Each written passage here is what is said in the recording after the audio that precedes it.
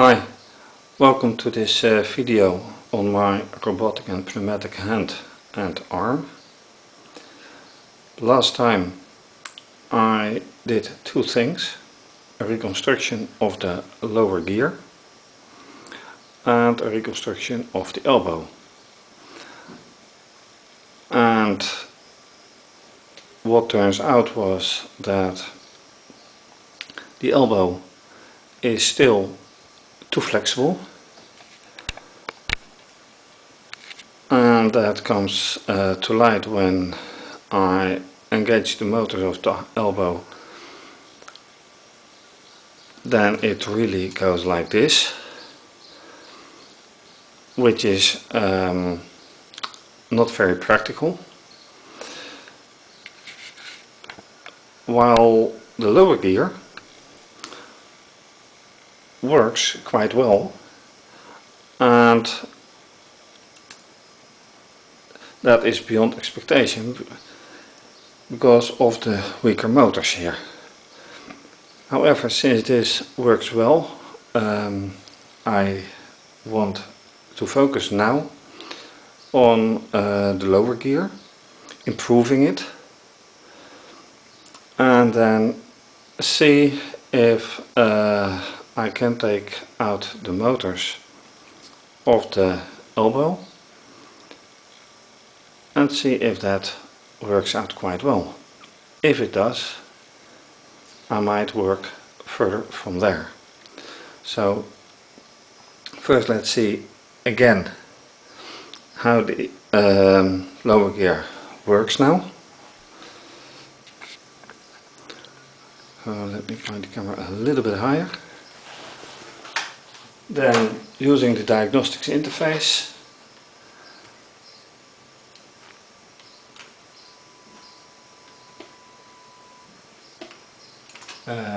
I should use the slave for that because it is connected to the slave.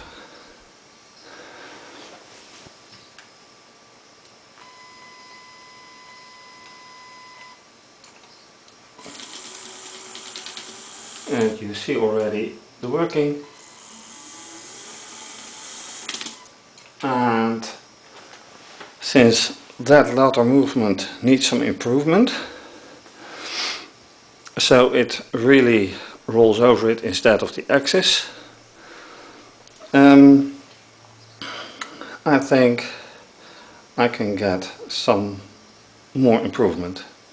So that's up next.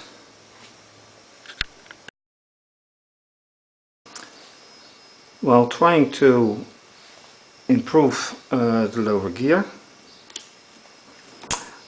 I notice that the motor and the gear is too flexible.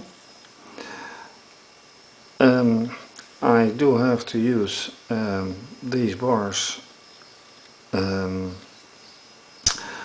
because the metal ones are used in another model. And if you look like this, you see it is not quite alright. So right now I can lift and put it like this, much better, but it means that in order to keep them straight on the gears, I have to make a connection here.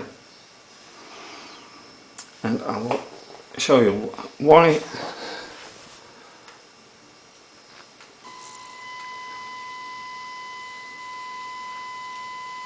And right now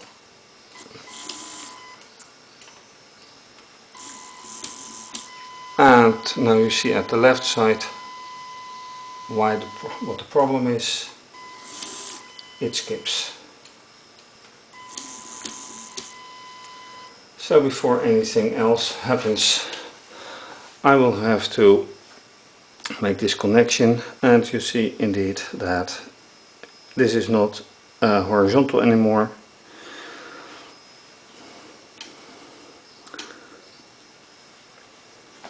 So before going on, I have to improve that, which also leads to the point that I have to take care of the position of these axes. It shouldn't stick out too much, otherwise it reaches the construction. So that is up next. While reconstructing, some other issues pop up. First of all, using this axis, I put it in here, but when unwinding, the gears of course roll up, and then this axis gets stuck here. So I can't use it. That said, the maximum distance which is effective is from here to here anyway. I can roll up, which makes it slightly more effective, but for now, if I put it in here again,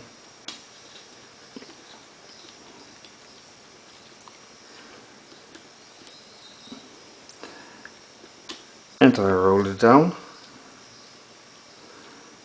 is it really more effective?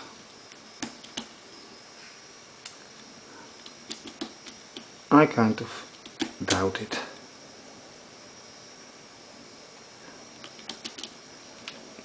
So I will have to do without this axis,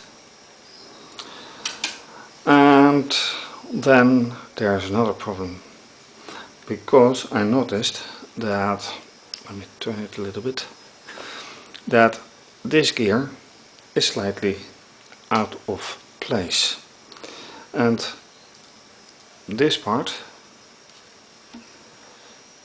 was located right here. Let me tilt the camera a little bit.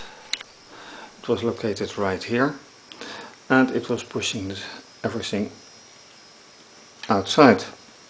So I have to use something like this construction, so I can keep the motor in place.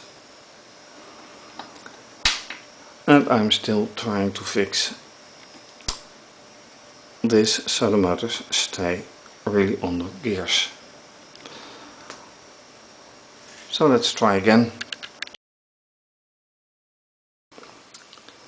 With this gear reconstructed, so it's more rigid, or should be, and this piece added here, it should be okay to test it. Another thing I added, or actually removed, is that I shifted the motors away from the gear. Put the camera a bit higher. So the motors won't drive it anymore for now, and so this axis will pivot the arm freely now.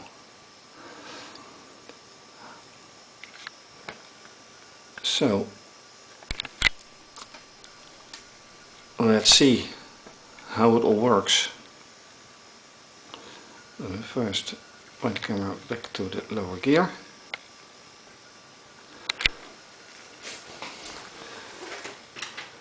And engage the whole thing.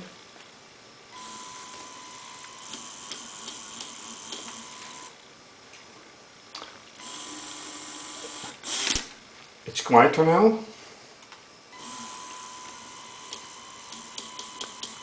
Although it's not as rigid as I hoped.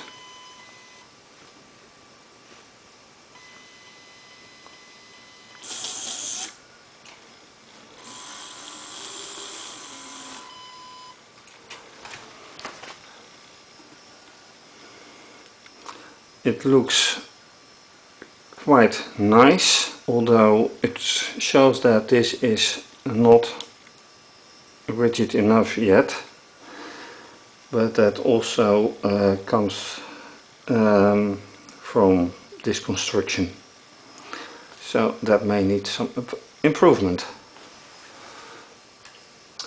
Yet another try.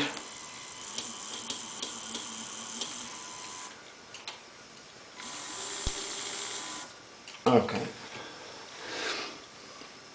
Another thing is, of course, that this is all done manually, and when done with code,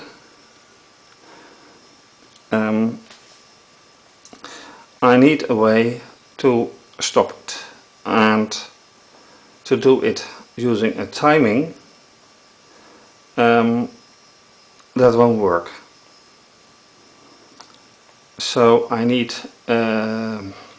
some mechanism to stop the movement, and the way to do that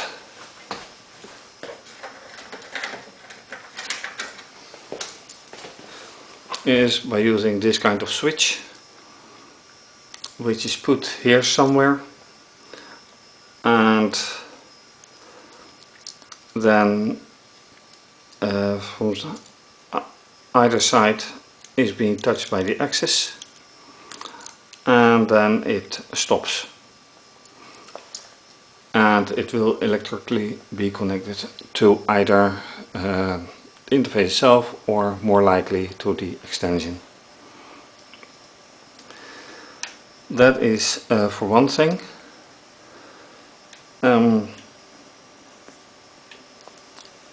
By slipping, you see that it is not quite horizontal anymore,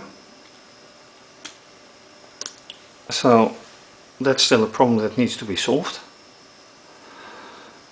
That said, this movement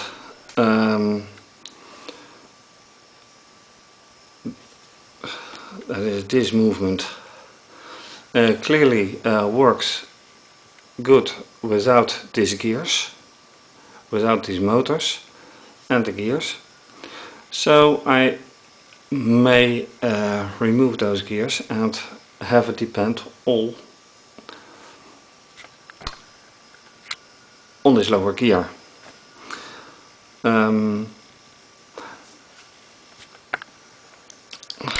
This suspension or construction, whatever it may be called, will be in place, probably same as this.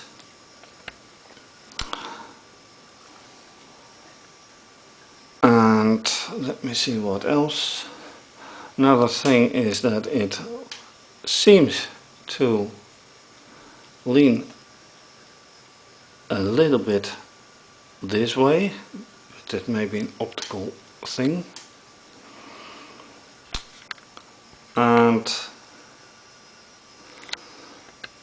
I think for now the focus should be to fix this somehow here, because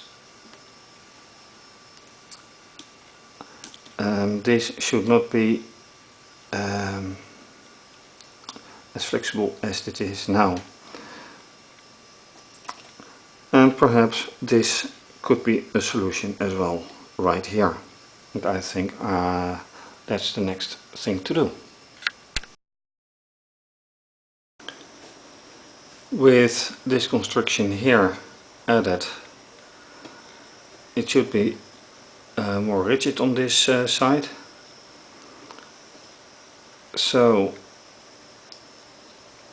let's do another test.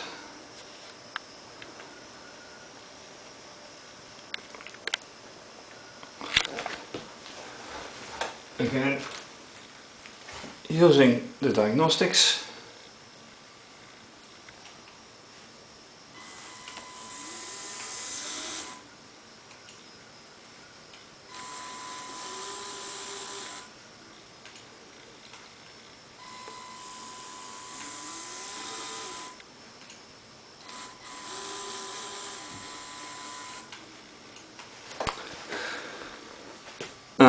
and this looks a lot better.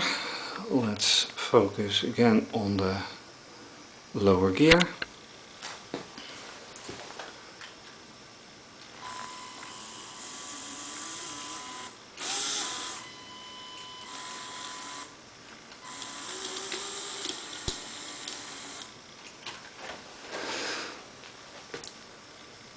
So this sounds a lot better, and I think for now I'll leave this as is. The only thing I will test once again, since I moved the arm around a lot, is the hand. Because I want to be sure that both pneumatics and electrics for the pneumatic hand work. And in order to do that, I need to actually use the program.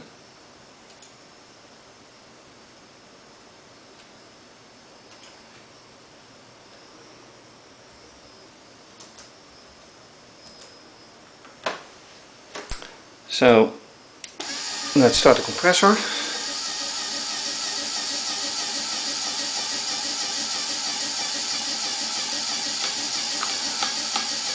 And then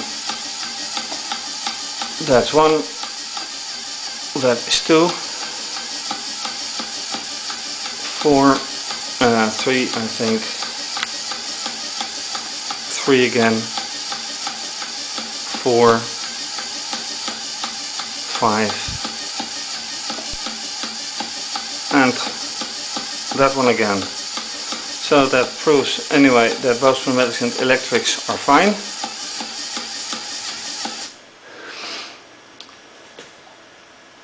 And apart from this, the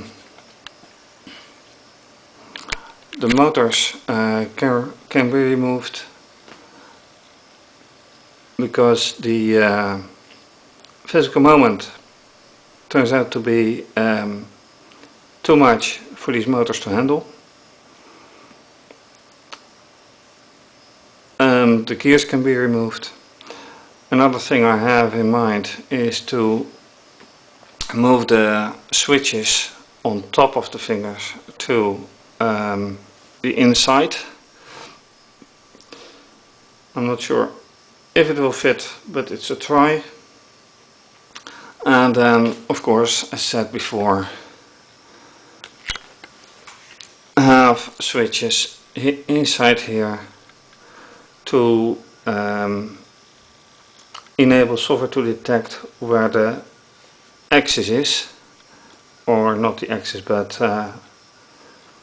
anyway the fixation point, and then stop it softwaretically. So that's it for now. Thank you for watching, and certainly once again to be continued.